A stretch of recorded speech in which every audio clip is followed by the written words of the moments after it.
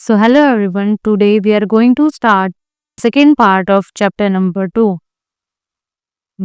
Ocean. On the word map in figure 2.3 on page number 32, we can observe 5 ocean. ठीक है, जो word map दिया गया है पेज नंबर 32 पे फिगर 2.3 उसमें हमको क्या दिए गए हैं 5 ओशियन दिए गए हैं। ठीक है, तो उसका नेम क्या है? The Pacific ocean, the Atlantic ocean, the Indian ocean, the Arctic ocean and the southern और एंटार्क्टिक ओशियन। तो सदर्न ओशियन को क्या एक और नेम से बोला जाता है? Antarctic ocean.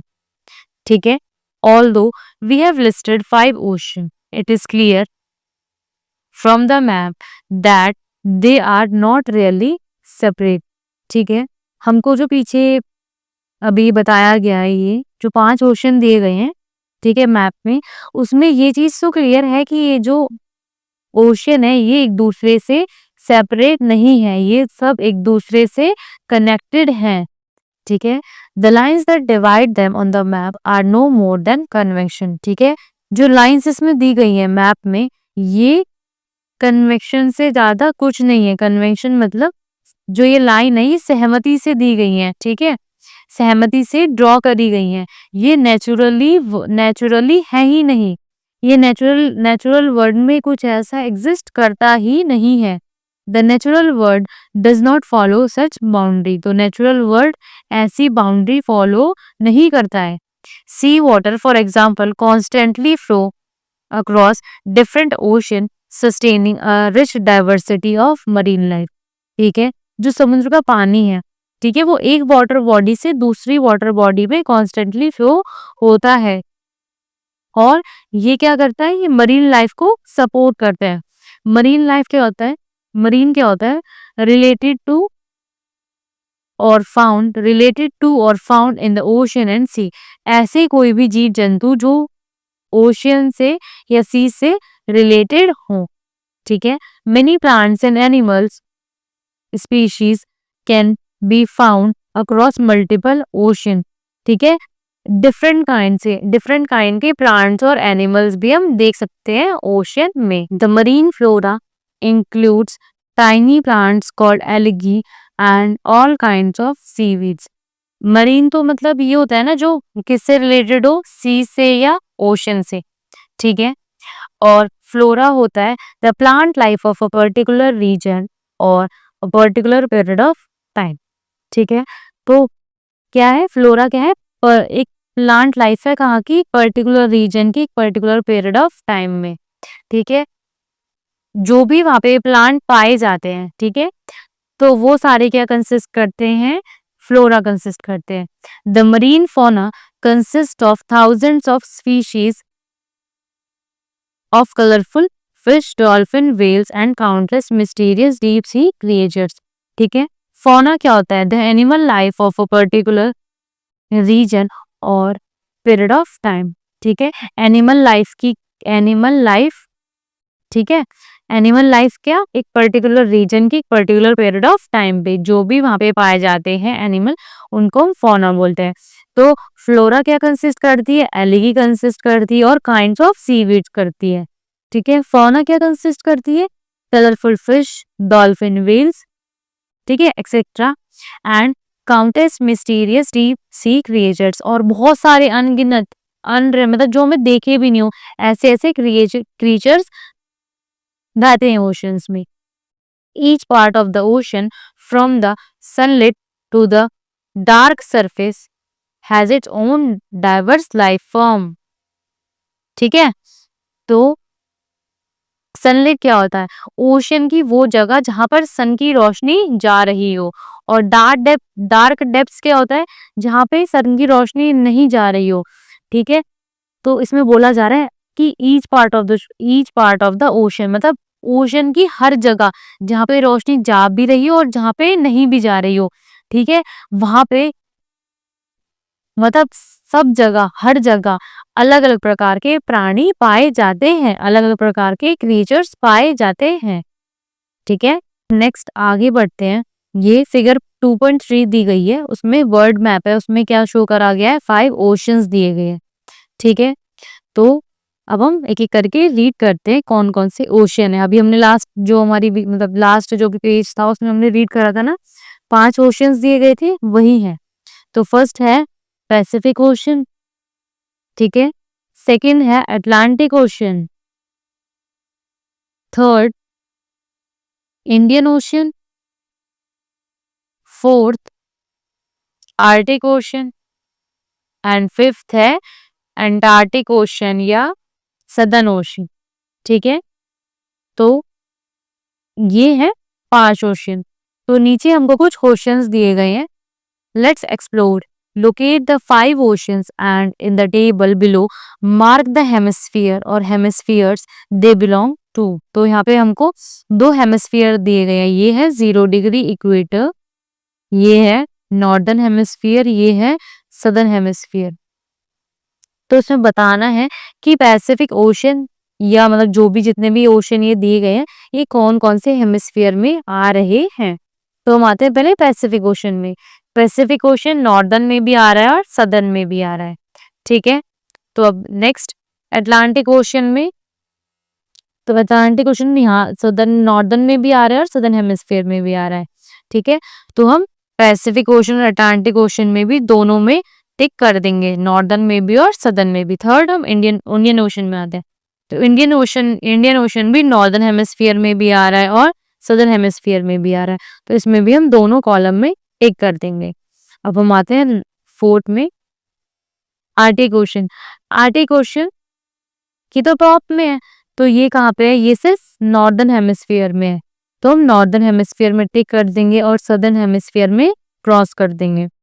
और अब हम आते हैं अपने फिफ्थ पे, सदर्न ओशन में, ठीक है। सदर्न ओशन या अंटार्कटिक ओशन, तो ये कहाँ पे है, ये नीचे है, ये साउथ में है। तो ये इसमें हम कहाँ पे टिक करेंगे, नॉर्थ में ये नहीं है, तो हम इसमें सदर्न हेमिस्फीयर में टिक कर देंगे और नॉर्दर्न हेमिस्फीयर में क्रॉस कर देंगे। तो अब हम नीचे पढ़ते हैं। It is visible on the map that the Pacific ocean is the largest of all. तो इसमें बताया जा रहा है, मैप्स में हमने देखा भी था कि सबसे लार्जेस्ट कौन सा है, पैसिफिक ओशन, फिर उसके बाद फॉलोड बाय अटलांटिक ओशन, फिर कौन सा ओशन है, Atlantic. The Indian ocean is the third largest, तो इंडियन ओशन क्या है, थर्ड लार्जेस्ट है। While the Southern ocean is fourth, तो फोर्थ में क्या आता है, सदर्न ओशन। और the smallest one is Arctic ocean, the smallest one is Arctic ocean, ठीक है। तो फर्स्ट नंबर पे पैसिफिक ओशन, उसके बाद अटलांटिक, सेकंड नंबर पे, थर्ड में इंडियन ओशन, फोर्थ में सदर्न ओशन या अंटार्कटिक ओशन और फिफ्थ में आर्टिक ओशन। तो नेक्स्ट आते हैं, don't miss out as the map of the oceans make clear the main limits of the Indian Ocean and Asia to north, Africa to the west and Australia to the east apart from the Southern ocean in the south. तो यहाँ पे इस map में देखो Indian ocean यहाँ पे है, तो हम इसके डायरेक्शंस कैसे पता चलेगी, तो हम ऊपर लिखेंगे नॉर्थ, यहाँ पे वेस्ट, नीचे साउथ, इधर ईस्ट। तो इसमें क्या बोला गया है, Indian Ocean are Asia to the north, ठीक है। ये जो यूरेशिया है यहाँ पे एशिया है, ठीक है। यूरेशिया कैसे बना, यूरोप और एशिया को प्लस करके, ठीक है। तो इंडियन ओशन जो एशिया है वो इंडियन ओशन के नॉर्थ में है, ठीक है। Africa to the west, Africa west, Australia to the east, Australia east में, and southern ocean in the south, तो सदर्न ओशन किधर है, साउथ में। तो ये हमने इंडियन ओशन के बारे में जाना। Figure 2.4 on the right, the map of India the same as figure 1.6 but the addition of Arabian Sea and the Bay of Bengal also marked are Indian two major groups of island, ठीक है। ये जो map है इसमें 2 सी दिए गए हैं, ठीक है, और आइलैंड दिए गए हैं जो इंडिया से बिलोंग करते हैं, ठीक है। तो अब हम आगे रीड करते हैं। On either side of India we find 2 parts of Indian Ocean, the Arabian Sea to the west, Bay of Bengal to the east. जो ओशन है वो ना 2 पार्ट में डिवाइड है, ठीक है। तो अरेबियन सी वेस्ट में और बे ऑफ बंगाल ईस्ट में। तो अरेबियन सी के नीचे कौन सा आइलैंड है? लक्षद्वीप आइलैंड, ठीक है। और वहीं पे बे ऑफ बंगाल में नीचे अंडमान एंड निकोबार आइलैंड है। Oceans and disaster. Returning to the picture of the earth at the start of this chapter, you may have noticed white shapes across the globe. जब हमने चैप्टर स्टार्ट करा था तो हमारी जो फर्स्ट सबसे पहली फिगर थी 2.1, तो हमने उसमें कुछ चीज नोटिस करी थी। क्या आपने नोटिस करी थी? कहता वाइट शेप थी कहाँ पे? अक्रॉस दी ग्लोब के आसपास, ठीक है। Did you guess what they are? आपको पता है? आप गेस करो कि वो क्या थी। They are large masses of clouds. वो क्या थी? एक समूह था। किसका? बादलों का। किसका? क्लाउड्स का। Such clouds bring rain to the continents, ठीक है। यही जो बादल है, जो इन बादलों का समूह है, वही बारिश लाता है कहाँ पे? महाद्वीप पे, मतलब कॉन्टिनेंट पे। For instance the monsoon rain we in India expect every summer, ठीक है। मतलब अगर हम एक एग्जाम्पल लेते हैं, जब भारत में गर्मी होती है, ठीक है, और जिन मॉनसून बारिश की हम उम्मीद करते हैं, वो कौन लेके आता है? वो कहाँ से ओरिजिनेट होती है? समर में ओशन से ओरिजिनेट होती है। Without such rain our agriculture and all life will suffer. अगर बारिश ही नहीं होगी तो हमारी एग्रीकल्चर और सबकी लाइफ, सब लोग क्या करेंगे? सफर करेंगे, ठीक है। But oceans often also give rise to storm, ठीक है। कभी कभी जो ये ओशन होता है वो किसको प्रोड्यूस करता है? स्टॉर्म को। स्टॉर्म मतलब तूफान, ठीक है। Violent events with extreme rainfall and very strong winds, ठीक है।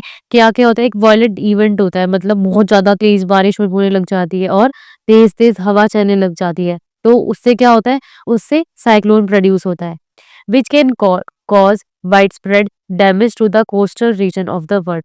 अगर साइक्लोन आएगा तो जो समुद्र के किनारे के लोग हैं उनको बहुत ज्यादा डैमेज होगा, ठीक है। Tsunami is an another natural disaster that originates in the ocean, ठीक है। सुनामी एक और प्राकृतिक आपदा है जो समुद्र से ओरिजिनेट होती है, उत्पन्न होती है, ठीक है। It is a huge and a powerful wave generally caused bye, ठीक है। ये क्या है? एक ह्यूज है, बहुत बड़ी और बहुत शक्तिशाली लहर है, वेव है, ठीक है। Generally caused by strong earthquake और a volcanic eruption at the bottom of the ocean, ठीक है। जो ये सुनामी कैसे आती है? अगर समुद्र के नीचे अगर बहुत तेज भूकंप आया, स्ट्रॉन्ग अर्थक्वेक आया या वोल्केनिक इरप्शन हुआ, ठीक है, तो इसकी चक्कर में सुनामी आती है, ठीक है। उसमें क्या होता है? अगर जैसे मान लो स्ट्रॉन्ग अर्थक्वेक आया, वोल्केनिक इरप्शन आया, तो जो पानी की लहरें हैं, मतलब जो ओशन में पानी की लहरें, वो बहुत ऊंची ऊंची उठने लगेंगी, इससे सुनामी आती है, ठीक है। Tsunami can travel thousands of kilometre and submerge coastal areas causing wide spread damage. जो सुनामी है वो हजारों, थाउजेंड्स ऑफ किलोमीटर तक की यात्रा तय कर सकती है, ठीक है।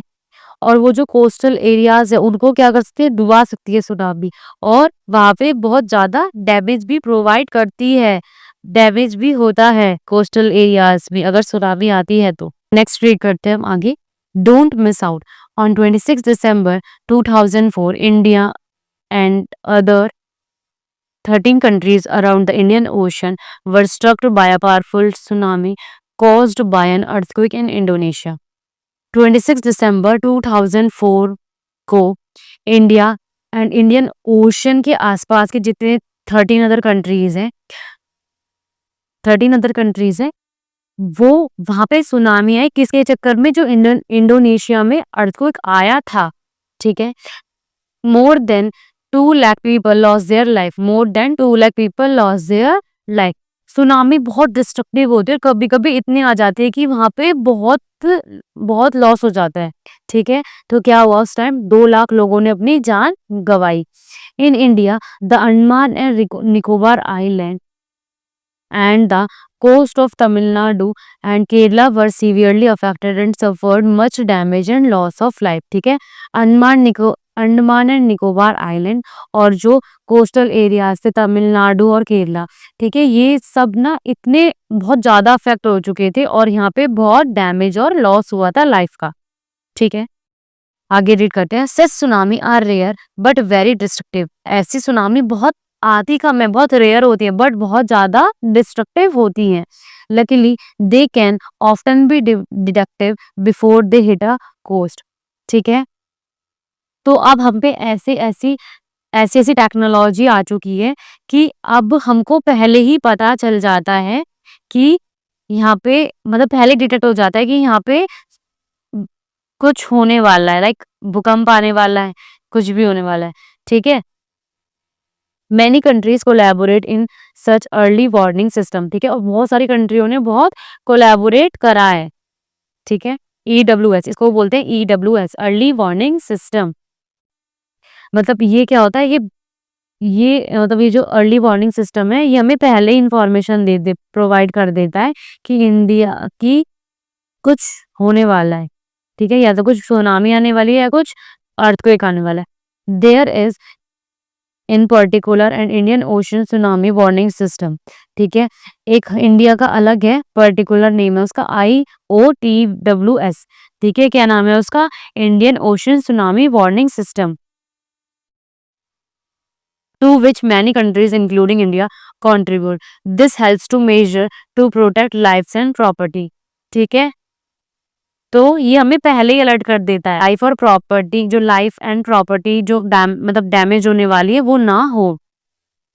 Events that lead to loss of life and property are handled under disaster management। ठीक है, जो भी जब भी सुनामी आती है तो जो जितनी भी लाइफ और प्रॉपर्टी में लॉस होता है वो किसके अंडर हैंडल होता है? डिजास्टर मैनेजमेंट के। और इंडिया के पास तो एक अपना ओन डिजास्टर मैनेजमेंट है, उसका नेम है National Disaster Management Authority, to deal with all kinds of disaster, जो डील करता है सारे का मतलब ऑल काइंड्स ऑफ डिजास्टर में। ठीक है, we will see more example in next chapter. हम इसके बारे में और एग्जाम्पल आगे नेक्स्ट चैप्टर में रीड करेंगे। कॉन्टिनेंट, महाद्वीप। Continent are visible on the map of the ocean. Continent कहाँ पे विजिबल है, कौन से मैप में? फिगर 2.3। ठीक है, how many can you count? आप उनको कितना काउंट कर सकते हो? The answer is not simple. ठीक है, आंसर बिल्कुल सिंपल नहीं है। As they can be counted in several ways. ठीक है, क्योंकि वो हम उनको सेवरल वेज में काउंट करते हैं। Depending on our choice we may list any number of the continents. ठीक है, हमारी चॉइस पर डिपेंड करता है कि हम उनको कितने नंबर ऑफ कॉन्टिनेंट पे काउंट करें। Between 4 and 7। ठीक है, कौन कौन से नंबर के बीच में? 4 और 7 के बीच में। Here is why. अब आपको रीजन पता चल जाएगा क्यों। North America and South America are generally considered to be two continents. ठीक है, जो नॉर्थ अमेरिका है और साउथ अमेरिका है कभी कभी दो कॉन्टिनेंट माने जाते हैं, but if seen as a single landmass they can also be considered as one. ठीक है, अगर हम उसको पूरे एक सिंगल लैंडमास से देखें तो कभी कभी वो एक भी माना जाता है, एक सिंगल कॉन्टिनेंट भी माना जाता है। ठीक है, Europe and Asia are generally considered as two continents. ठीक है, यूरोप और एशिया कभी कभी दो कॉन्टिनेंट माने जाते हैं। ठीक है, यूरोप और एशिया को मिलके बनता है यूरेशिया। ठीक है, तो यूरोप और एशिया कभी कभी दो कॉन्टिनेंट माने जाते हैं। Although the map make it clear that they form a single landmass. ठीक है, अब मैप से क्लियर के हो चुका है कि ये एक क्या फॉर्म करते हैं? सिंगल लैंडमास फॉर्म करते हैं। ठीक है, from historical and cultural reason Europe's evolution has been very different from Asia, which is why they can be seen as two continents। ठीक है, हिस्टोरिकल और कल्चरल रीजन के हिसाब से ये यूरोप और एशिया दो कॉन्टिनेंट माने जाते हैं। ठीक है, geologist however often regard them as a single continent called Eurasia. ठीक है, जियोलॉजिस्ट के हिसाब से ये इसको हम यूरेशिया एक पूरा यूरेशिया मानते हैं, एक सिंगल कॉन्टिनेंट मानते हैं, उसको बोलते हैं यूरेशिया। ठीक है, Africa and Eurasia are generally regarded as two continents but sometimes once. कभी कभी अफ्रीका और यूरेशिया टू कॉन्टिनेंट्स माने जाते हैं और कभी कभी एक कॉन्टिनेंट माना जाता है।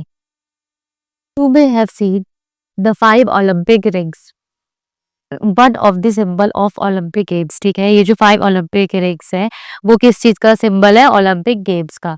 दे symbolise all gatherings of sports person from all over the world. ये क्या सिंबलाइज करता है? गैदरिंग करता है स्पोर्ट्स पर्सन का, कहाँ से? पूरे वर्ल्ड से।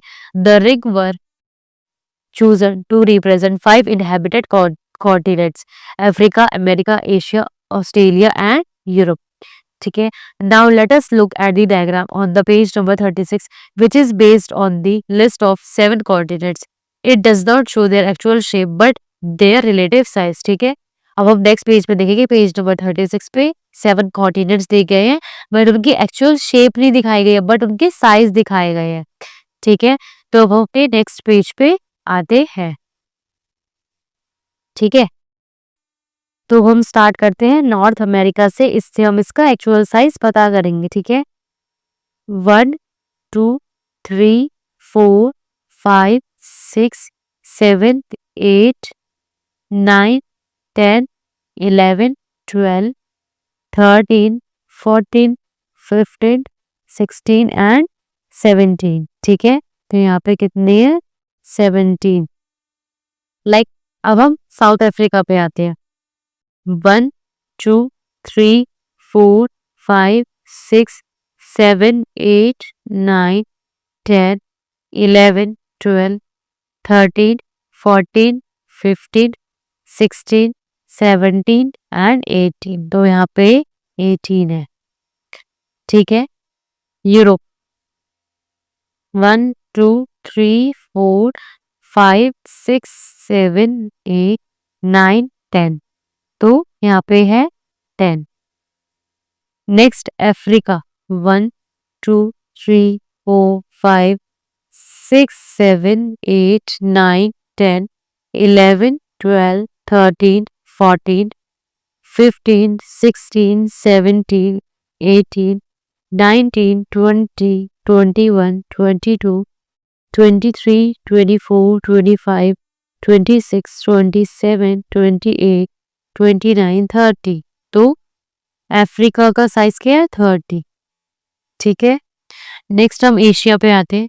1 2 3 4 5 6 7 8 9 10 11 12 13 14 15 16 17 18 19 20 21 22 23 24 25 26 27 28 29 30 31 32 33 34 35 36 37 38 39 40 41 42 43 44। तो एशिया का साइज क्या है? 44। नेक्स्ट हम आते हैं ऑस्ट्रेलिया पे। 1 2 3 4 5 6 7 8, ऑस्ट्रेलिया का साइज 8। एंटार्क्टिका 1 2 3 4 5 6 7 8 9 10 11 12 13, एंटार्क्टिका का साइज 13। ओके, तो हम आगे रीड करते हैं। Let's explore counting the numbers of squares, name the largest continent and the smallest. ठीक है, अभी हमने नीचे ये स्क्वायर्स फिल करे थे तो वो उसके नंबर काउंटिंग करने के हिसाब से बताते हैं। सबसे लार्जेस्ट कॉन्टिनेंट और सबसे स्मॉलेस्ट कॉन्टिनेंट कौन सा है? सबसे लार्जेस्ट कॉन्टिनेंट तो एशिया है एंड द स्मॉलेस्ट है ऑस्ट्रेलिया। ठीक है, next which one is larger, north America और साउथ अमेरिका, अफ्रीका और नॉर्थ अमेरिका, एंटार्क्टिका और ऑस्ट्रेलिया। नॉर्थ अमेरिका में कितने स्क्वायर्स थे? 17 और साउथ अमेरिका में है 18। तो कौन है बड़ा? South America. ठीक है, अफ्रीका और नॉर्थ अमेरिका, अफ्रीका में 30 स्क्वायर्स थे और नॉर्थ अमेरिका में है 17। तो कौन सा है बड़ा? अफ्रीका। एंटार्क्टिका और ऑस्ट्रेलिया, एंटार्क्टिका में कितने स्क्वायर्स थे? 13 और ऑस्ट्रेलिया में थे 8। तो obviously Antarctica is bigger. Recolor the diagram by having a single color for Europe and Asia and rename the result as Eurasia, compare the size with South America. इसमें बोला गया है कि यूरोप और एशिया को कंबाइन करके Eurasia name दे दो और उनको एक ही कलर दे दो। ठीक है, यूरोप में 10 स्क्वायर थे और एशिया में 44।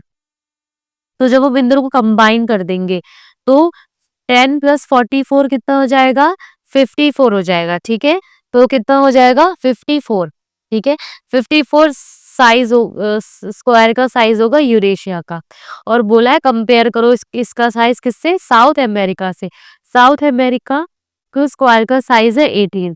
तो Eurasia is larger than South America. ठीक है, अब नेक्स्ट क्वेश्चन पे आते हैं। Write down the list of continents from the smallest to the largest. ठीक है, तो स्मॉलेस्ट से लार्जेस्ट में लिखना है। सबसे पहले Australia, next Europe, third Antarctica, fourth north America, fifth south America, seventh Africa and last Asia. Okay, island. If you have carefully observed the two maps earlier in this chapter, figure 2.2 and 2.3, you may have noticed that the continent do not include all landmass. ठीक है, जो continent है वो सारे landmass को include नहीं करता। Some smaller pieces of land are left out surrounded by water on all sides, they are called island. ठीक है, हमने कॉन्टिनेंट के बारे में पढ़ा। ठीक है, पर सारे लैंडमार्क्स कॉन्टिनेंट पे इंक्लूड नहीं होते, नहीं है, कुछ पीसीज बच जाते हैं। ठीक है, ऐसे लैंडमार्क्स को जो कॉन्टिनेंट जितने बड़े नहीं है बट किससे सराउंडेड है? वाटर से सराउंडेड है अपने चारों साइड से, उसको बोलते हैं आइलैंड। ठीक है, उसको क्या बोलते हैं? Island. Continents are also surrounded by water, but because they are so large, they are not considered as island. ठीक है, कॉन्टिनेंट भी सराउंडेड होते हैं पानी से बट वो बहुत बड़े होते हैं। ठीक है, तो उनको आइलैंड कंसीडर नहीं करते, आइलैंड छोटे छोटे होते हैं। There are lakhs of island in the planet of very different sizes. ठीक है, लैक्स ऑफ आइलैंड है इस प्लैनेट में अलग अलग साइज के। तो हम आगे रीड करते हैं। Don't miss out, Greenland is the largest island in the world. जो ग्रीनलैंड है वो सबसे बड़ा, सबसे लार्जेस्ट क्या है? आइलैंड है वर्ल्ड का। ठीक है, ये क्या है? ग्रीनलैंड चारों तरफ पानी से घिरा हुआ है। You would have to add the areas of 10 largest state of India to reach its size. ठीक है, हमें जो इंडिया के जो सबसे बड़े 10 राज्य हैं, लार्जेस्ट स्टेट हैं, उनको ऐड करना पड़ेगा, तब जाके एक ग्रीनलैंड बनेगा। जब हम 10 स्टेट्स ऐड करेंगे इंडिया के लार्जेस्ट, तब वो क्या बनेगा? एक ग्रीनलैंड बनेगा। ठीक है, नेक्स्ट आते हैं। India has more than 1300 small island. ठीक है, इंडिया में कितने हैं? 1300, 1300 क्या है? स्मॉल आइलैंड है। ठीक है, दोज इंक्लूड 2 मेजर ग्रुप्स। ठीक है, वो क्या इंक्लूड करता है? 2 major group. Andaman and Nicobar island कहाँ पे? बे ऑफ बंगाल में। और लक्षद्वीप आइलैंड है अरेबियन सी में। ठीक है, थर्ड में आते हैं। Since 1981 the Indian Antarctica programme has been exploring Antarctica, a continent with a very cold climate and harsh environment. ठीक है, इंडिया अंटार्कटिका प्रोग्राम ये 1981 में स्टार्ट हुआ था, ताकि जो अंटार्कटिका कॉन्टिनेंट है उसको लोग क्या करें? एक्सप्लोर कर सके। ठीक है, उसको एक्सप्लोर करने के लिए ये प्रोग्राम स्टार्ट करा था। ठीक है, वो क्यों स्टार्ट करा था? ताकि वहां पे पता लगाया जाए कि वहां पे जो क्लाइमेट है वो कैसा है, वो बहुत कोल्ड है। ठीक है, और वहां का इन्वायरमेंट कैसा है। ठीक है, इसी चक्कर में वो स्टार्ट करा था ये प्रोग्राम, ताकि वहां पे जो चीजें हैं उनको एक्सप्लोर करा जाए। In 1983, India established its first scientific based station. ठीक है, 1983 में साइंटिफिक रिसर्च करने के लिए वहां पे क्या करा, एक इंडिया का बेस स्टेशन बनाया ताकि वहां पे क्या हो, जो साइंटिस्ट हो वो वहां पे रिसर्च कर सके। There called Dakshin Gangotri, two more bases were established later. ठीक है, उसको क्या बोला जाता था, दक्षिण गंगोत्री, और उसके बाद 2 बेसिस और एस्टेब्लिश करे गए थे। About 40 teams of India scientist have conducted research in the far away region. ठीक है, वहां पे कितने कितने साइंटिस्ट थे, वहां पे थे मतलब 40 टीम्स थी इंडियन साइंटिस्ट की, ताकि वो वहां पे क्या करे, वहां पे जाके रिसर्च कर सके, वहां के इन्वायरमेंट और क्लाइमेट को जाके उनके बारे में रिसर्च कर सके। The settlement where the scientist live has a library and even a post office. जहाँ पे साइंटिस्ट जाके रिसर्च करते थे वहां पे क्या थी, एक लाइब्रेरी भी थी और एक पोस्ट ऑफिस भी था। किसके लिए, साइंटिस्ट के लिए। Ocean and life, ocean and continents are vital parts of environment. ठीक है, ओशन और कॉन्टिनेंट क्या है, वाइटल पार्ट किसके है, इन्वायरमेंट के, इंपॉर्टेंट पार्ट है इन्वायरमेंट के। And affects aspects of our life, और हमारी लाइफ में भी ये बहुत अफेक्ट करता है। If we do not notice it or not, if we do not notice it or not, अगर हम उसको नोटिस करते हैं या नहीं भी करते।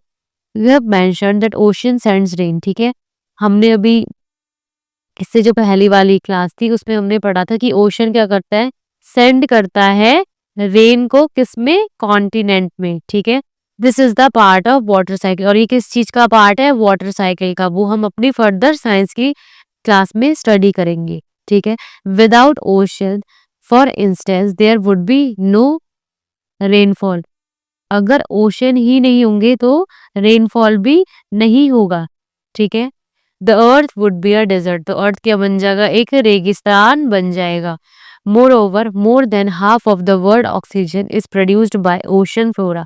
ठीक है, जो हाफ ऑफ द हमारा जो वर्ल्ड का ऑक्सीजन है वो कहाँ से प्रोड्यूस होता है, ओशन फ्लोरा से, जो ओशन में रहने वाले जो प्लांट्स है उससे। ठीक है, ओशन फ्लोरा से। ठीक है, which is why they are called plants lung, तभी उनको क्या बोला जाता है, प्लांट लंग बोला जाता है। The ocean therefore play a crucial role in regulating the climate and sustaining life of earth.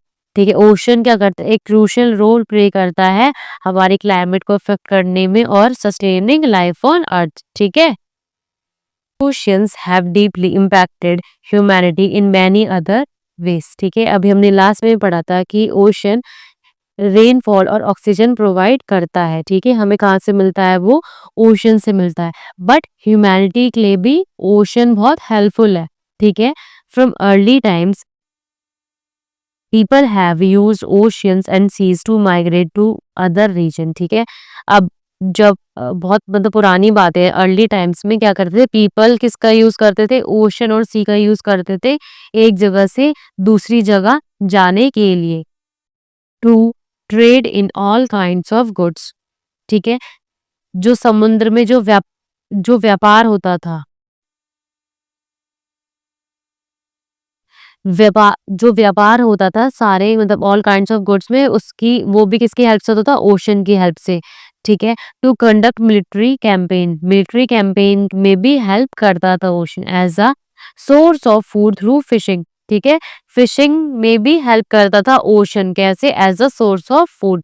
ठीक है, ocean have also nourished the cultures of coastal people all over the world. ठीक है, जो समुद्र के पास जो लोग रहते थे, ओशन का बहुत बड़ा रोल था उनकी लाइफ में। ठीक है, almost all of them have tales and legends about the sea gods and goddesses. ठीक है, जो समुद्र के पास जो लोग रहते थे, सभी सभी के पास समुद्र में रहने वाले समुद्री देवी देवताओं के बारे बारे में उन सबको पता था। ठीक है, उनके पास हिस्टोरिकल कहानी थी। ठीक है, sea monster and treasure from the sea. ठीक है, समुद्र में जो राक्षस रहते थे और जो खजाने थे, ठीक है, सबको पता था उनके बारे में, उनके पास ऐसी कहानियां रहती थी। और the ocean danger but also the blessing, जो ओशन है, ओशन में खतरा भी है, बट बट वो क्या है, वो ब्लेसिंग भी है, उनके पास ऐसी-ऐसी कहानियाँ भी होती थी, ठीक है? तो ओशन जितने डेंजर हैं बट वो उनके लिए बहुत ज़्यादा ब्लेसिंग भी थे, ठीक है? क्योंकि वो उनको खाना प्रोवाइड करते थे और ओशन क्लाइमेट में भी हेल्प करते हैं और ऑक्सीजन भी हमको ओशन के फ्लोरा से मिलती है ना, इसलिए, ठीक है? तो अब हम आगे रीड करते हैं। Don't miss out, the United nation has designated June 8 as World Ocean Day to remind us all of the major role of the ocean plays in everyday's life. It serves as the lung of our planet, a major source of food and medicine, and a critical part of the biosphere. तो हम world ocean day कब मनाते हैं? जून 8 को, ठीक है? वो क्यों मनाया जाता है? क्योंकि क्योंकि जो हमारा बायोस्फीयर है, ठीक है? ये जो हमारी अर्थ है, उसमें ओशन का कितना इम्पोर्टेंट रोल है, कितना वो इम्पोर्टेंट रोल प्ले करता है हमारी लाइफ में, ठीक है? उसको रिमाइंड कराने के लिए हम जून 8 को वर्ल्ड ओशन डे मनाते हैं, ठीक है? क्योंकि जो ओशन है वो क्या है? हमारी लंग्स है हमारी प्लैनेट का, क्योंकि वो हमें ऑक्सीजन देता है और फूड और मेडिसिन भी प्रोवाइड करता है। Scientific studies have shown how the oceans are polluted by human activity.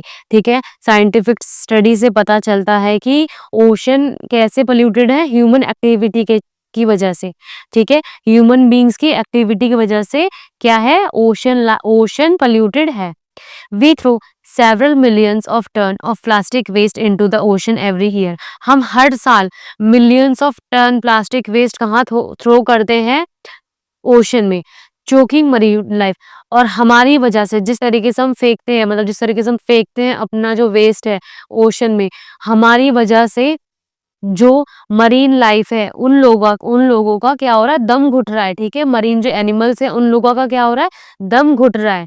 There are several other forms of pollution, और भी टाइप्स के पोल्यूशन फॉर्म्स है पोल्यूशन के। As a result the marine life is under threat, और इसी इसी चक्कर में, हमारे चक्कर में जो मरीन लाइफ है, ठीक है, उनका जो जीवन है वो कैसा है, खतरे में है, ठीक है? Over fishing is another cause of decline of marine life, ठीक है? और ये जो हम ओवर फिशिंग करते हैं, अगर हम एक ही जगह पे बहुत बार फिश पकड़ते हैं, ठीक है, मछली पकड़ते हैं, तो क्या होता है, जो मरीन लाइफ है वो धीरे-धीरे कम होती जाती है। क्या हो जाती है? डिक्लाइन हो जाती है, कम धीरे-धीरे कम होती जाती है। It is the collective responsibility to protect ocean for the future planet and of humanity, ठीक है? ये हम सबकी क्या है, एक कलेक्टिव रिस्पॉन्सिबिलिटी है टू प्रोटेक्ट ओशन, ताकि हम प्रोटेक्ट करें ओशन को for the future of the planet and humanity, ताकि हम क्या करें, प्लैनेट प्लैनेट को प्रोटेक्ट करें और ओशन को भी प्रोटेक्ट करें और खुद का फ्यूचर भी सिक्योर कर पाएं, ठीक है? तो अब हमारा सेकंड चैप्टर कंप्लीट हो चुका है। So thank you for watching this video.